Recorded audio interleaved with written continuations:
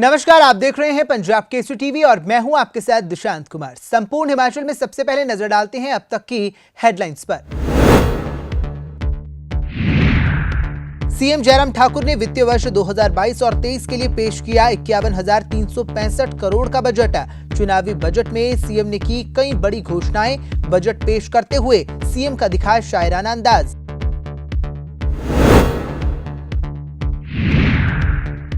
CM Jairam Thakur ने budget को दिया जनहितैषी करार। कहा, बजट में हर वर्ग का रखा गया ध्यान। विपक्ष ने बजट को बताया दिशाहीन। सरकार पर लगाए चोर दरवाजे से नौकरी देने के आरोप। केंद्रीय जल शक्ति राज्य मंत्री प्रहलाद सिंह पटेल का धर्मशाला दौरा। केंद्रीय बजट की मंत्री ने की जमकर सराहना। बोले, केंद्र सरकार का बजट दूरदर्शी, आत्मनिर्भर भारत बनाने वाला बजट। छोटी काशी में अंतर्राष्ट्रीय शिवरात्रि महोत्सव की धूम। देवी देवताओं के दर्शन के लिए उमड़ा आस्था का जनसैलाब। शिवरात्रि महोत्सव में पहुंचे 189 देवी देवता। अब खबरें विस्तार से। हिमाचल प्रदेश का बजट आज मुख्यमंत्री जयराम ठाकुर ने शायराना अंदाज में पेश किया। जी हां, आपको बताते चलें कि हिमाचल प्रदेश के विधानसभा बजट सत्र के दौरान सीएम जयराम ठाकुर ने अपने कार्यकाल का आखिरी और 5वां बजट पेश किया। सीएम जयराम ठाकुर ने ओल्ड पेंशन स्कीम को लेकर उम्मीद लगाए बैठे सूबे के कर्मचारियों को निराशा हाथ लगी। साथ ही आउटसोर्स कर्मचारियों को लेकर सीएम ने बजट में कोई ऐलान नहीं किया। हालांकि सीएम ने बजट में आशा वर्कर्स, पंचायत सदस्यों के अलावा शिक्षा, स्वास्थ्य और बागवानी से जुड़ी कई घोषणाएं की। सीएम जयराम ठाकुर जैसे ही सदन में पहुंचे तो सत्ता पक्ष ने मेज थपथपाकर उनका जोरदार स्वागत किया। सीएम ने इस दौरान कोरोना काल का जिक्र भी किया। सीएम ने कहा कि उज्ज्वल योजना जारी रहेगी और अब 1 वर्ष में 3 मुफ्त सिलेंडर आर्थिक रूप से कमजोर वर्ग को नए कनेक्शन पर मिलेंगे। उन्होंने बताया कि कृषि क्षेत्र में 1 साल में 583 करोड़ रुपए खर्च किए जाएंगे। कोटगढ़ और इसके आसपास के इलाके में सत्यानंद स्टोक्स ट्रेल बनाए जाएंगे। 198 करोड़ सिंचाई और बागवानी के क्षेत्र में 1 वर्ष में 540 करोड़ रुपए खर्च होंगे। साथ ही 5 काऊ सेंचुरी और पहाड़ी गाय के लिए 1 फार्म की स्थापना भी की जाएगी। सीएम ने बजट में घोषणा की कि कृषि बागवानी के लिए 1123 करोड़ का बजट, साथ ही दूध खरीदने में 2 रुपए प्रति लीटर की बढ़ोतरी सरकार की ओर से की गई है। पशुपालन के लिए 469 करोड़ का बजट रखा गया है। सीएम ने बजट में बड़ा ऐलान करते हुए सूबे में 60 साल के ऊपर के लोगों को आय सीमा में छूट देते हुए पेंशन मिलेगी। वृद्धा पेंशन के लिए आयु सीमा घटाकर 70 साल से 60 वर्ष की जाएगी। इसमें 40,000 नए लोगों को सामाजिक सुरक्षा पेंशन मिलेगी।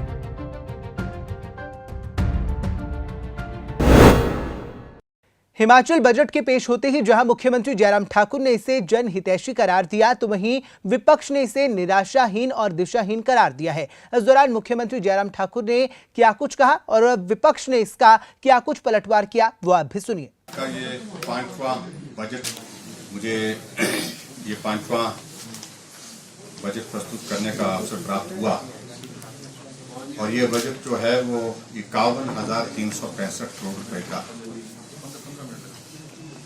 इसका आकार जो है, जो प्रस्तावित है, उस रूप में है। और जहां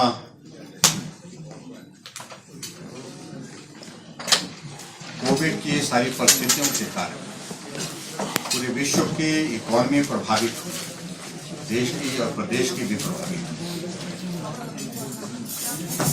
तो बहुत बड़ा संकट हमारे सामने था। उस दृष्टि से कि आदमी के जीवन को भी बचाया जाए और दूसरी तरफ विकास के कार्य को भी चलाया जाए। संभवतः ये दौर किसी मुख्यमंत्री के जीवन काल में नहीं था। उससे पहले बहुत कुछ उससे सीखा भी, और लेकिन बहुत सारी चुनौतियों के सामना करते हुए यहाँ तक पहुंचे।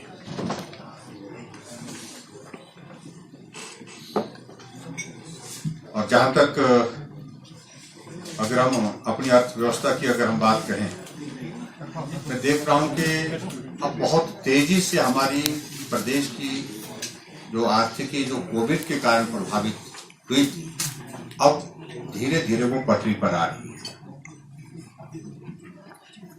2021-22 में प्रदेश की अर्थव्यवस्था में 8.3% की वृद्धि होने की संभावना है। और उम्मीद करते हैं कि आने वाले समय में और ज्यादा इसमें सुधार होगा। हमारा इस बजट का फोकस हमने पहले दिन से ही पहली कैबिनेट की बैठक में जो सामाजिक सुरक्षा की दृष्टि से कुछ चीजों को करने का कुछ हमने जो प्रयास किया है उसमें बहुत बड़ा जो है बजट का हिस्सा उसमें हमने जो है वो समर्पित किया है। और सबसे बड़ी बात तो यह है कि 60 साल की आयु के ऊपर सभी को अब आय सीमा में छूट के साथ पेंशन का प्रावधान करने का हमने इस बजट में, और उसी तर्ज पर अगर आगे हम बढ़ करके कहें, जो हिम केयर की हमने योजना चलाई, उस हिम केयर के योजना को भी एक मुकाम तक पहुंचाया और उस हिम केयर की योजना को पूरे हिमाचल प्रदेश में लागू करते हुए मुझे इस बात की प्रसन्नता है कि 200 करोड़ से ज्यादा हम अभी तक उसमें खर्च कर चुके हैं और उसके साथ साथ में 2 लाख से ज्यादा 2,20,000 के करीब जो लोगों का मुफ्त में इलाज करने में हम उसमें कामयाब हुए और ये भी गरीबों के लिए समर्पित है।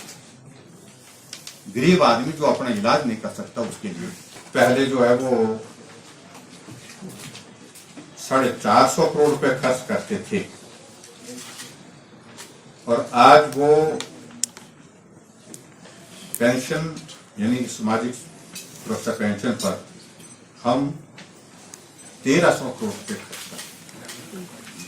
जो गरीब है, जो पिछड़ा है, जिसको सही मायने में मदद की जरूरत है, उसको हमने फोकस करके किया है और जहां गरीब वहां हम,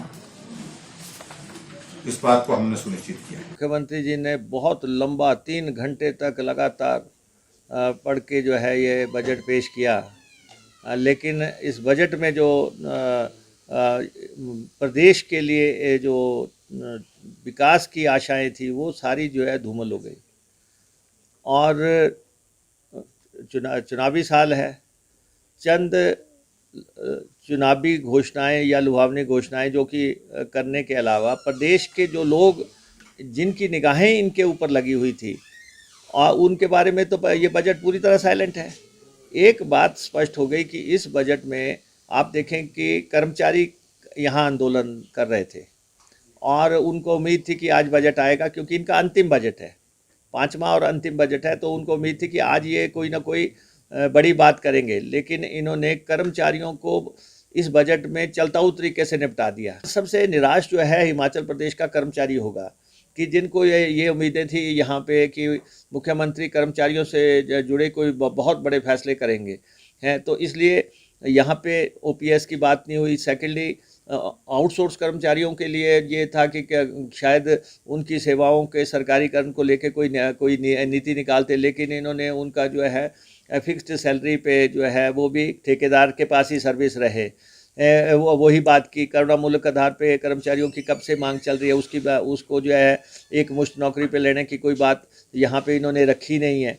और एसएमसी वालों को थोड़ा सा मानदेय बढ़ा के उनको रेगुलर करने, किसी वर्ग को रेगुलर या नियमित करने की कोशिश नहीं की गई ताकि कोई समस्या रिड्रेस हो। कर्मचारियों के मसले क्या है कि उनको ठेके पे रखते जा रहे हैं, चोर दरवाजों से रखते जा रहे हैं, उनको सरकारी सेवा में लेने, उनको नियमित करने का कोई रास्ता, कोई विकल्प जो है देखा जाए तो ये कुछ नहीं है। कहीं पे कुछ ऐसा दिख रहा है कि कोई ऐसी बात हुई है, कोई मसला ऐसा नहीं है। ये सब आंकड़ों का फरेबबाजी है, फर्जीवाड़ा है, और इसलिए जब हम झूठ बोलते हैं तभी इनको ये फिर जो है ऑब्जेक्ट करते हैं। तो लेकिन विकास दर को लेकर पूरी तरह ये जो है गलत तरीके से पिक्चर यहाँ पे रख रहे हैं। और बजट को भी देखो आप कि बजट में पिछली दफ़ा जो है 45% पैसा विकास के लिए था, इस दफ़ा 29 रह गया। इसका मतलब 14-15% का कट लग गया। विकास तो ठप हो गया, विकास के लिए आपके पास पैसा ही नहीं रहा, ना आप इंटरेस्टेड हैं कि कोई विकास करना है, कोई कल्याण करना है। तो इसलिए ये बजट जो है, जो आखिरी बजट या जो चीज़ समझते थे कि ये सरकार जो है इन मुद्दों को एड्रेस करेगी, वो कुछ नहीं है। इसलिए डायरेक्शन लेस है, सिर्फ जुमलाबाजी है। जुमलों पे खेल हो रहा है कि कुछ वर्गों को रियायतों से ज़्यादा इस बजट में कोई भी ठोस सोच हिमाचल के विकास की या हिमाचल को शिखर पे पहुंचाने का जो इनका नारा है, हिमाचल व शिखर पर हिमाचल, ये है सिफर पर हिमाचल बढ़ाने का बजट। के विभाषण हो, चाहे बजट हो, चाहे आर्थिक सर्वेक्षण हो, जो झूठ ही झूठ परोसा जा रहा है फिर झूठ यहाँ पे रखते जा रहे हैं। और यहाँ पे जो अब आखिरी बजट है, ये तो आपके सामने महा झूठ साबित होगा, क्योंकि प्रदेश की जनता इनकी और निगाहें लगाई बैठी थी, खास तौर पे कर्मचारी, खास तौर पे बेरोजगार, आम जनता, महंगाई को लेके वो सारे मसले धरे के धरे रह गए। मुख्यमंत्री ने उनमें इंटरेस्ट ही नहीं दिखाया। यही आज का बजट भी इंडिकेट कर रहा है कि चोर दरवाजे से भर्तियां करो। अपने कुछ चहेतों को अगर 5-6 महीने में ठोक सकते हैं तो ठोक लो, अदरवाइज कुछ नहीं है। 30,000 नौकरी लिख दी है, ना कोई उनकी भर्ती का तरीका, ना कोई क्या होगा, कोई मंशा नहीं। पिछले बजट में भी 30,000 नौकरी लिख दी थी, इसमें भी लिख दी। लिखने में क्या जाता है, क्योंकि अब 6 महीने में आपने भर्ती क्या करनी, रेगुलर भर्ती आप कर ही नहीं सकते थे 6 महीने में। भाजपा के वरिष्ठ नेता और पूर्व मुख्यमंत्री प्रोफेसर प्रेम कुमार धूमल ने आज हिमाचल बजट के पेश होने पर इसकी जमकर सराहना की। उन्होंने मुख्यमंत्री जयराम ठाकुर को बधाई भी दी और इस दौरान उन्होंने प्रदेश के उज्जवल भविष्य की कामना भी की। उन्होंने कहा कि प्रदेश सरकार ने बजट में वृद्धों, गृहिणियों, विधवाओं, बच्चों, किसानों और पंचायत प्रतिनिधियों को बड़ी सौगात दी है। इस दौरान उन्होंने क्या कुछ कहा, चलिए आपको सुनाते हैं। आज हिमाचल प्रदेश विधानसभा में मुख्यमंत्री श्री जयराम ठाकुर ने वर्ष 2022-23 का बजट प्रस्तुत किया है। ये एक संतुलित और सर्वस्पर्शी सर्वहितकारी बजट है। समाज के प्रत्येक वर्ग को राहत देने का प्रयास किया गया है। आर्थिक परिस्थितियां कठिन होने के बावजूद इस तरह का प्रयास सराहनीय है। विकास की अनेकों योजनाओं की भी घोषणा हुई है। मुझे विश्वास है समाज के प्रत्येक वर्ग को राहत भी मिलेगी और विकास के मामले में प्रदेश आगे बढ़ेगा। एक संतुलित, व्यावहारिक और सर्वस्पर्शी बजट प्रस्तुत करने के लिए मुख्यमंत्री को बधाई देता हूं और विश्वास करता हूं इस कार्यकाल के अंतिम वर्ष में प्रस्तुत किया गया बजट सर्वहितकारी होगा और हिमाचल प्रदेश विकास की राह पर आगे बढ़ेगा। मुख्यमंत्री जयराम ठाकुर के हिमाचल बजट पेश करने के बाद कांग्रेस विधायक आशीष बुटेल ने इसे निराशाजनक करार दिया है। उन्होंने कहा कि इस बजट से खासकर पालमपुर की जनता को काफी उम्मीदें थी, लेकिन लोग निराश हुए हैं। इंडोर स्टेडियम देने की बात नहीं की गई, डेवलपमेंट ब्लॉक की उम्मीदें थी और पालमपुर को अलग जिला बनाने की भी कोई घोषणा नहीं की गई है, जिसके चलते पालमपुर की जनता के लिए ये बजट पूरी तरह से निराशाजनक रहा है। इस दौरान उन्होंने क्या कुछ कहा, चलिए आपको सुनाते हैं।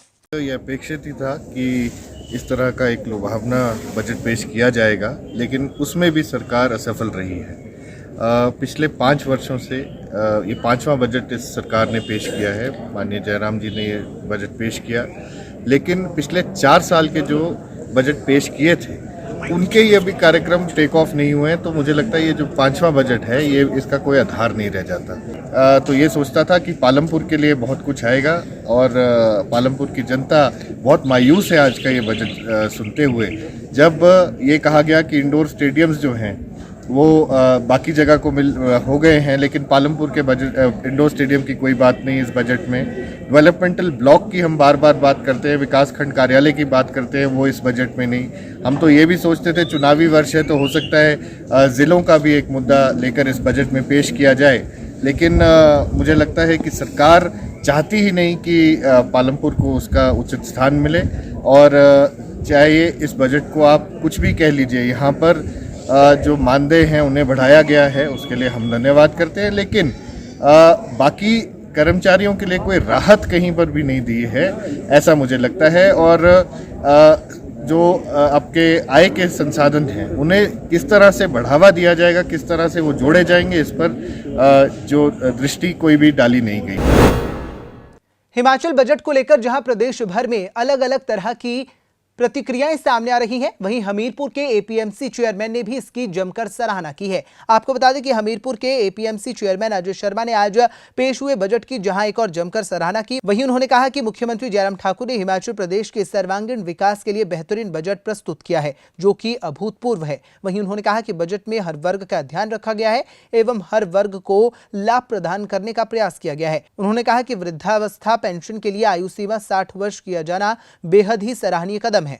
हिमाचल प्रदेश के माननीय मुख्यमंत्री जयराम ठाकुर ने आज हिमाचल प्रदेश के सर्वांगीण विकास के लिए एक बेहतरीन और अभूतपूर्व बजट प्रस्तुत किया है। इसके लिए हम माननीय मुख्यमंत्री जी का जहां स्वागत करते हैं वहीं आभार व्यक्त करना चाहते हैं, क्योंकि उन्होंने हिमाचल प्रदेश में सामाजिक सुरक्षा पेंशन की आयु सीमा 70 वर्ष से घटाकर के 60 वर्ष करने का महत्वपूर्ण निर्णय लिया है, जिससे लाखों लोगों को लाभ होगा। इसके अतिरिक्त कृषि क्षेत्र के विकास के लिए लगभग 583 करोड़ रुपया का प्रावधान इस बजट में किया गया है, जिससे ग्रामीण क्षेत्र के किसानों को लाभ होगा। इसके अतिरिक्त पशुपालन क्षेत्र के विकास के लिए लगभग 469 करोड़ रुपए का प्रावधान माननीय मुख्यमंत्री जी ने इस बजट में किया है। इसके लिए भी हम माननीय मुख्यमंत्री जी का आभार व्यक्त करते हैं। इसके साथ साथ हिमाचल प्रदेश में पुष्प उत्पादकों के लिए एक नई फूल मंडी का निर्माण को विकसित करने का जो निर्णय आदरणीय मुख्यमंत्री जी ने लिया है वो भी सराहनीय है। इसके अतिरिक्त हिमाचल प्रदेश में किसानों की सुविधा के लिए 4 नई अनाज मंडियों का निर्माण भी इस बजट में प्रस्तावित है। इसके साथ साथ हिमाचल प्रदेश के चुने हुए प्रतिनिधियों के मानदेय में वृद्धि का प्रस्ताव करके आदरणीय मुख्यमंत्री जी ने हिमाचल प्रदेश में लोकतंत्र की प्राथमिक इकाई को सुदृढ़ करने का प्रयास किया है। ये बजट जहां सर्वस्पर्शी है वहीं हर वर्ग को लाभ प्रदान करने वाला है। हम माननीय मुख्यमंत्री जी का इस बेहतरीन बजट के लिए आभार व्यक्त करते हैं। केंद्रीय जल शक्ति राज्य मंत्री प्रहलाद सिंह पटेल इन दिनों धर्मशाला दौरे पर हैं, जहां पर उन्होंने केंद्रीय बजट की जमकर सराहना की है। आपको बता दें कि केंद्रीय जल शक्ति राज्य मंत्री प्रहलाद सिंह पटेल ने केंद्रीय बजट की जमकर सराहना की और हिमाचल प्रदेश में 16 लाख घरों तक नल कनेक्शन पहुंचाने के लिए मुख्यमंत्री जयराम ठाकुर को बधाई दी। उन्होंने कहा कि केंद्र सरकार का बजट आजादी के अमृत महोत्सव में एक दूरदर्शी आत्मनिर्भर भारत बनाने वाला बजट है, जो समय अनुकूल का एक ऐसा उदाहरण है जिसमें हर वर्ग का ध्यान रखा गया है। वहीं उन्होंने हिमाचल में शेष 1 लाख नल कनेक्शन जल्द लगाने के निर्देश भी दिए। आदरणीय प्रधानमंत्री के नेतृत्व में आजादी के अमृत महोत्सव में एक दूरदर्शी आत्मनिर्भर भारत बनाने का ये बजट है, जो समयानुकूल और दूरदर्शिता का एक ऐसा उदाहरण है जिसने पूरे देश को एक आम आदमी से लेकर किसी भी दायित्व को संभालने वाले व्यक्ति के लिए एक नई चेतना का संचार किया है। और मैं जब ये बात कहता हूँ तो मैं ज़रूर पिछली बात कहना चाहता हूँ कि जब प्रधानमंत्री आदरणीय नरेंद्र मोदी 2014 में प्रधानमंत्री बने तो उन्होंने 2015 में एक बात कही थी कि देश की आज़ादी के जब 75 वर्ष होंगे तब देश कैसा होगा। तब लोगों ने उनका ये कहकर मजाक उड़ाया था कि बीच में एक चुनाव होना बाकी है। ये बात मैं संदर्भित रूप से इसलिए कहता हूँ कि उसके बाद में प्रधानमंत्री आवास योजना, उज्ज्वला योजना, शौचालय, बिजली और 15 अगस्त 2019 जब आया, जब दूसरी बार वो प्रधानमंत्री बने तो उन्होंने हर घर जल जीवन मिशन की घोषणा कर दी और ये कहा कि जब आज़ादी के 75 वर्ष पूरे होंगे तब हम इस लक्ष्य को प्राप्त करेंगे और इसका कैलेंडर बनाया। बिलासपुर में शुक्रवार को पेंशन कल्याण संगठन की बैठक का आयोजन किया गया। आपको बता दें कि प्रदेश भर से आए पेंशनर्स ने बैठक में हिस्सा लिया। बैठक में प्रदेश भर से आए पेंशनर्स ने सभागार में पेंशनर्स एकता जिंदाबाद और मांगे पूरी करने के लिए सरकार के खिलाफ नारेबाजी की। वहीं राज्य प्रधान सत्य प्रकाश शर्मा ने आरोप लगाते हुए कहा कि अभी तक सरकार ने पेंशनर्स की पिछली देनदारी पूरी नहीं की है और अब छठे वेतन आयोग की सिफारिशें लागू होनी है, जिसकी चिंता अब उन्हें सताने लगी है। इन सभी विषयों को लेकर प्रदेश भर से आए संगठन प्रबंधन के पदाधिकारियों व सदस्यों ने बैठक की और इस दौरान मंथन भी किया गया और जल्द ही चरणबद्ध तरीके से सरकार व प्रबंधन के समक्ष अपनी बात रखी जाने की रणनीति भी तैयार की। इस गठन की जो अपनी मांगे हैं, जो 22/10/2021 को शिमला राज्य सचिवालय में परिवहन सेक्रेटरी के साथ जो बैठक हमारी हुई थी, उसका जो इम्प्लीमेंटेशन हुआ आधा अधूरा हुआ। उसमें हमारा जो पिछला डीए जो पेंडिंग चल रहा था 19% वो मिला, 4% हमें आईआर की किस्त मिली। तो उसके बाद जो हमारे बाकी इशू थे, जैसे इसका मेडिकल रिवर्समेंट का, वयोवृद्ध नागरिक हैं हम, और फिर उसके बाद डीए का एरियर है 15 से लंबित पड़ा हुआ है। उस सिलसिले को लेके हमने समय समय पर प्रबंधन एवं सरकार से वार्ता की। अब मुख्य मुद्दा ये है कि अभी हमारा पिछला ही देनदारियां चुकती नहीं हुई हैं, छठे वेतन आयोग की सिफारिशें अब लागू होनी हैं, उसकी चिंता हमें सता रही है, क्योंकि सब वयोवृद्ध हैं। अब बाकी जगह तो सब लागू हो गया, एचआरटीसी में हमारा जो प्रदेश सरकार है उसकी बीओडी भी नहीं करवा पा रही है। कब इम्प्लीमेंटेशन होगा, इसलिए इस बारे में जो सब पूरे प्रदेश से जो कार्यकर्ता हमारे आए हैं उनके साथ मंथन होगा और निर्णय करेंगे। चरणबद्ध तरीके से सरकार और प्रबंधन के समक्ष अपनी बात रखेंगे, उसके बाद अगली रणनीति तय करेंगे। नगर निगम सोलन का आज जनरल हाउस आयोजित किया गया। आपको बता दें कि इस हाउस की अध्यक्षता नगर निगम मेयर पूनम ग्रोवर ने की। इस मौके पर नगर निगम की कार्यप्रणाली को लेकर बेहतर करने के लिए उपस्थित पार्षदों ने अपनी राय रखी और अमूल्य सुझाव भी पेश किए। वहीं नगर परिषद पार्षदों ने अपनी कई आपत्तियां भी दर्ज करवाई। इस मौके पर वार्ड नंबर 1 और 2 के पार्षदों ने ठेकेदारों की कार्यप्रणाली को लेकर सवाल खड़े किए और उन पर सख्त कार्रवाई करने के लिए भी मांग की। उन्होंने कहा कि कुछ ठेकेदार मनमानी कर रहे हैं, उनके द्वारा किए जा रहे कार्य नियमित स्तर के हैं, जिन पर सख्त कार्रवाई अमल में लाई जानी चाहिए। हमारा जनरल हाउस था, तो जनरल हाउस में जो है हमारी पिछली बैठक की पुष्टि की गई है। इसमें कुछ काफ़ी अहम मुद्दे जो है डिस्कशन किए गए हैं, जिसमें से कि ठेकेदारों ने जिन्होंने काम नहीं शुरू किए गए उनको 3-3 नोटिस जो है निगम के द्वारा दिए गए थे। उसके बावजूद भी अगर वो उन्होंने काम नहीं किया है या काम बिल्कुल टेक्निकल स्टाफ की तरफ से नियमित स्तर पे किया जा रहा है, तो उनको जो है 2 साल के लिए कि वो निगम के अंदर कोई अपना कार्य ना ले सकें, उनके लिए हाउस ने एक रेजोल्यूशन पास किया है। इसके अलावा हमारे पास जो कुछ एजेंडे जैसे सीएलसी का था, उसकी रिपोर्ट हमारे को आज सबमिट की गई है। सब कमेटी बनाई गई थी, तो उसकी रिपोर्ट को हमने जो है डायरेक्टर को आगे रिकमेंड किया है कि वो इसमें अपनी कार्रवाई करें। कुछ बाकी हमारे जो मुद्दे हैं अभी डिस्कशन होने हैं, जैसे एजेंडे के मुताबिक है। अभी हमारी जो पुष्टि है उसी पे डिस्कशन हुई है। रिटेंशन पॉलिसी का भी हमने जो पिछली उसमें डाला था कि जैसे 243 हमारे पास केस थे, तो उसमें से 6 को एनओसी दी गई थी। तो हाउस में ये डाला गया था कि इस पर जो है एक सब कमेटी बनाई गई थी, जिसमें कि यूडी एक्सियन वो उनके हेड होंगे और 5 मेंबर और इसमें के साथ हैं। तो उनकी रिपोर्ट अभी आनी बाकी है, तो उनको हमने लेटर लिखे हैं। जैसे वो कमेटी की साइड विजिट करते हैं जिनको 6 एनओसी दी गई हैं, तो अगर उनमें से कोई एनओसी गलत पाई जाती हैं तो उनको उनके खिलाफ जो है निगम से जो एक्शन बनता है वो किया जाएगा।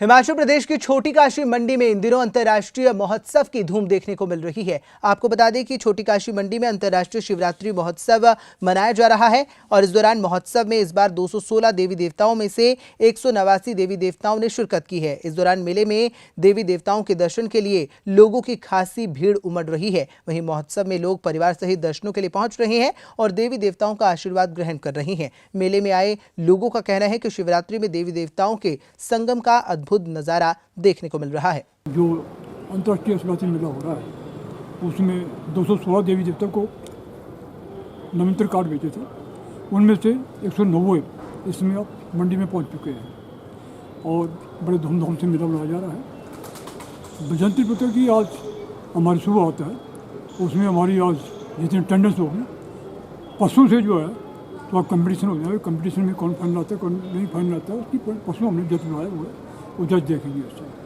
और ओवरऑल जो अभी मेला चला हुआ है, फिलहाल तो ठीक चला हुआ है, मौसम भी ठीक है।